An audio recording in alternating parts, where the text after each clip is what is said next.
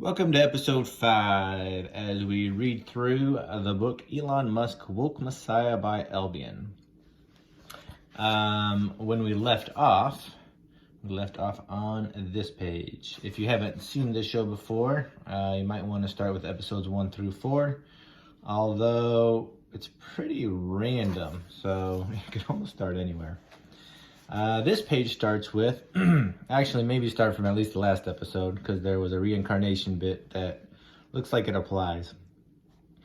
There's a quote that reads, "I would never die for my beliefs because I might be wrong." Bertrand Russell. In the last episode, there was a blurb that mentioned how Elon, or a claim that Elon is Bertrand Russell reincarnated. Which I haven't seen anything to back that up or anyone saying that, but all of a sudden now we have quotes from Bertrand Russell, which I like. I have heard of him in the past and heard some of his quotes, and I agree with this one. Being so sure in your beliefs that you would die for them may not make sense because you could be wrong, is a interesting way to think about your beliefs. Interesting. So the whole Bertrand Russell thing, I don't know. We'll see if that plays a bigger part or continues to be a theme. But below that, Albion has a blurb from 2047 that reads, "My only motivation I have found is pleasure and pain.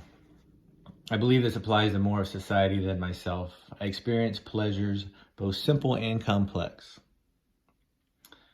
I experience pains both simple and complex. Attracted towards pleasure and away from pain, simple evolutionary forces. Forces personal and social in nature, few stand alone. They interact, building on each other and breaking each other down.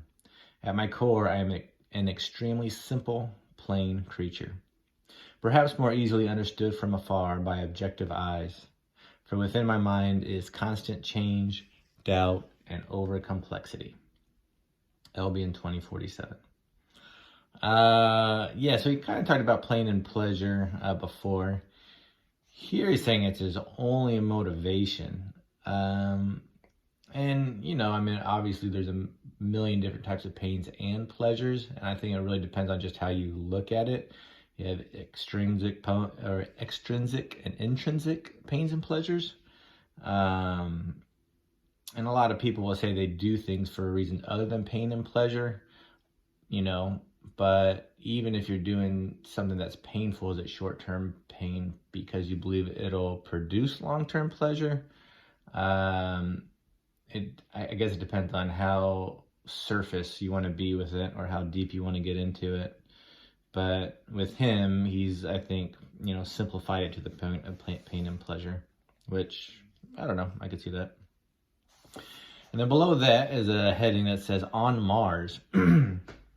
"Students are not separated by age or grades." Okay, so we're on Mars now. "Students move from simple to more complex objectives without concern to how long it takes to achieve. The first objective is learning how to read. This objective is completed once a student is a proficient reader, can navigate traditional and online libraries, demonstrate comprehension by discussing what they have read, and the ability to use resources to define words and ideas that are unclear." Okay. It doesn't give a date on this. Obviously, I don't believe there's anyone on Mars now, so I don't know if it's part of the whole time lapse part of this book, and if we'll get to that. But what they say about education, I actually like. Learn to read first. You learn to read, and then reading is part of every other subject matter. Or once you can learn to read, then you can go to a library and, learn about just about anything. You can really start to be self-taught at that point. So instead of throwing a lot of different subjects, focusing on that one, I like that. And I think that's a good one to start with. Interesting. I wonder if there'll be more on that going forward. But I think that's the first thing we've learned about Mars is they do education a little different, apparently. All right. That next page is a poem that reads, Elon has a collection of socks and shoes in every shade of purples and blues, socks with stripes and polka dots, shoes with Velcro and those tied in knots. Everybody stares at him wherever he goes, but maybe it's because those are his only clothes.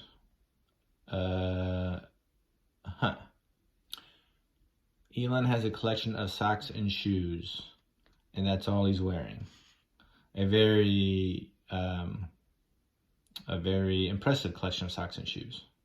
I don't know if that's supposed to be a metaphor for something. I think you could probably take that a lot of different ways, but it's different. Does Elon have things, more impressive things than other people? But I don't know. So yeah. The other thing with a lot of these blurbs and parts, you can spend a whole lot of time talking about them, definitely thinking about them. But I think for our purposes, we're going to try to have some kind of initial thoughts, but not spend too much time on any one little part. I like that though. It rhymes. Next, we have an Albion blurb from 2071 that reads, I remember my earliest experiences with nature. I remember how beautiful and majestic it appeared to me. I remember how foreign and alien it felt to me. How sad not to feel connected to nature. I understand my undeniable link to nature. However, I would never know a natural familiarity with it. Is this not our only birthright, our most obvious privilege? To be robbed of this brings such feelings of misery. Truer mortality has never been felt, devoid of the divine.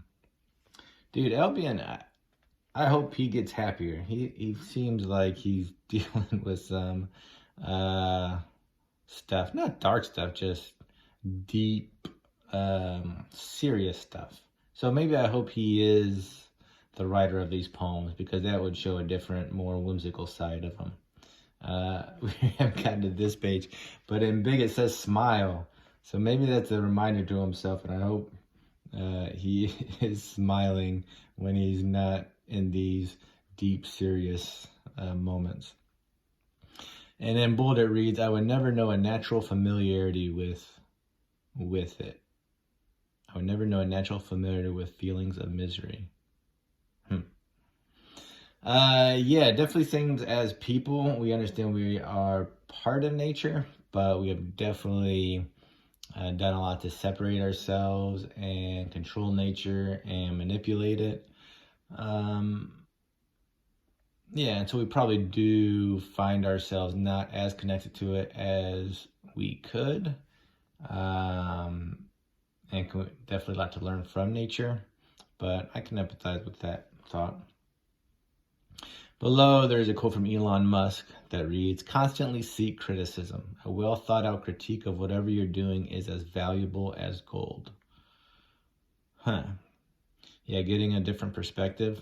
I could see that, especially with his thought that assume that you're, wrong. You just want to be less wrong. That would be one method for becoming less wrong, trying to look at something a little different. And definitely seems like he's open to that. Interesting. All right, let's do one more page. Now, at the top of this page, it reads, smile in large letters. Okay. I don't know if we're just supposed to sit with that word or if there is something more to it, but it's positive. I like that. Below there's a blurb from Albion from 2051 that reads, how much can we really sense? Surely not very much. Sometimes I imagine I am smaller than the tiniest particle. What would my environment look like? The same or different? I imagine it will look much like our world now. Do we not already exist on such a puny particle? Scale is an interesting and fascinating concept to ponder. Our environment full of mass, acting forces, and empty space. Mass, it seems, can always be broken down into pieces. Maybe empty space is all that exists. Space and forces. Only forces concentrated and not. Nothing else and nothing more. There was one before that was just about forces, right? Another blurb. It looks like Albion is like just churning over the same ideas again and again. I guess maybe those are the hard questions he's asking himself, trying to figure out the answer to these questions, questions that might not be very easy or possible to answer, but it seems like he's hitting the same themes again and again. And in bold, it reads, I imagine my environment, empty space and forces. Oh, it is empty space and forces. Huh. Interesting. Below that is a heading that says TV show idea. Okay. Comedy that centers around assistants that work for Musk, Bezos, and Gates and focuses on the different personalities and hyperbolic idiosyncrasies of these billionaires as their worlds intersect. Gratuitous product placement, great music, creative scene shots, instant hit. And then in parentheses, in small print, it reads, I'd watch this show. I would definitely watch this show. Bezos being Jeff Bezos and Gates being Bill Gates, 3 tech billionaires who, definitely seem to have very big personalities, distinct personalities, different personalities. It would be cool to play around with those, and like it says, as their worlds intersect. I would definitely watch that. And with that, we will end episode 5. Join us for the next episode, and we will pick up where we left off. And until then, have a great day.